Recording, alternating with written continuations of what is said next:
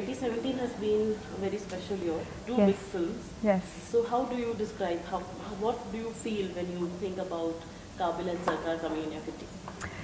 Kaabil and Sarkar. I think I'll start with Kaabil. Of course, very happy with the response, and I'm happy all the more because it's not just a box office success or a hit, but also the respect I think that got attached with the name Kaabil on behalf of all of us. So I think that'll always be very special for me, always.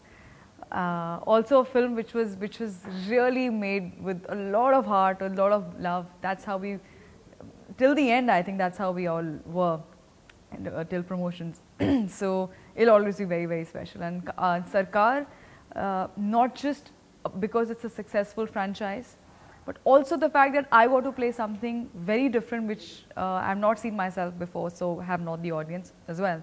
So I'm lucky that, I'm happy that the timing and the way both the films came back to back in terms of not just how big they are, but also how important they are for me as an actor, came across at the right time. So I'm happy. How did Sarkar 3 happen to you? I got a call from Ramu sir only. I was shooting already for Kaabil.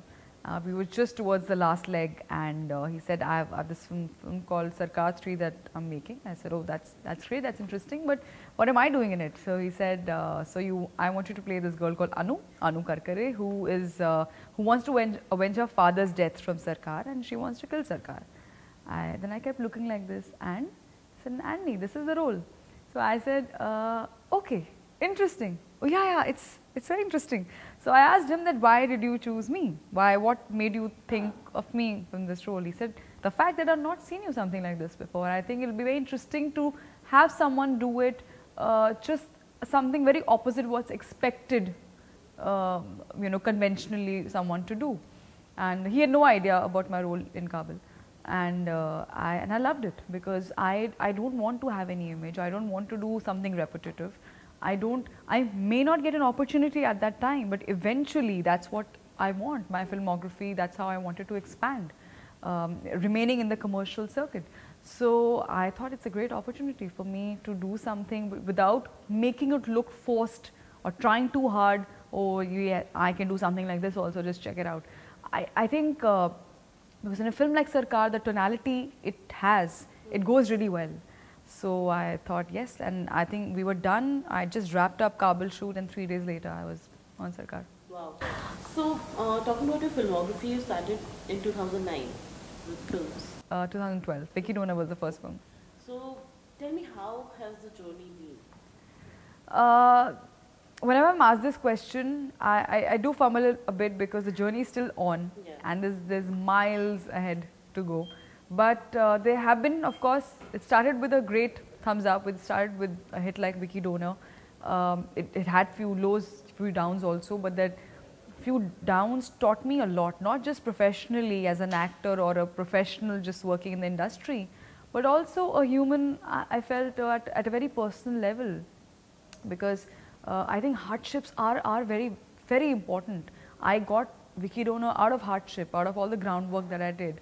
All the stuff that you see in watching films, going through auditions and here and there, I've been through all of that. And today I say I'm very happy I went through all of that, because it's important and responsible for making me become who I am professionally and personally. And secondly, there's a phase when you run away from failure, I'm talking about a film not working. It could be embarrassing. You may feel, there was a phase you may feel, oh, how will I face the media? Media is going to bombard me with questions. How do you feel your second film has not done well?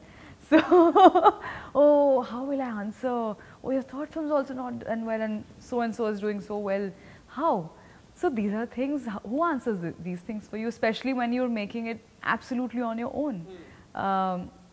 So when I say I'm a self-made girl, I don't mean to say in any certain way, but in the most neutral possible tone, as a matter of fact, that yes, I am a self-made girl who learning everything on the go. So the key is to respect something which has also not worked for you, and to respect it, to embrace it.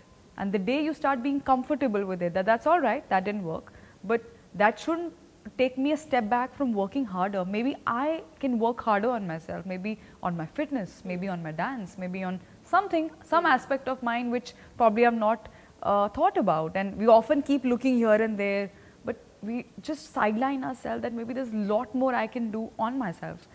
And then magic happens, and that magic I think was Kaabil. Superb.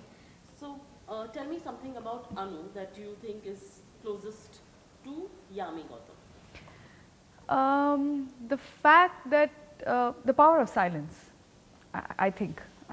Anu may not, in a certain situation, may not think, I'm just giving it just a rough example, may not speak a lot, maybe it could be, but her context will be totally different.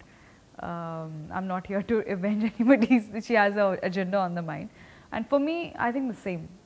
I don't think, I think often when it comes to strength, it's correlated with words, with what you said, what you speak. I think power is also with, strength is also about silence and about holding back also. That's what I feel.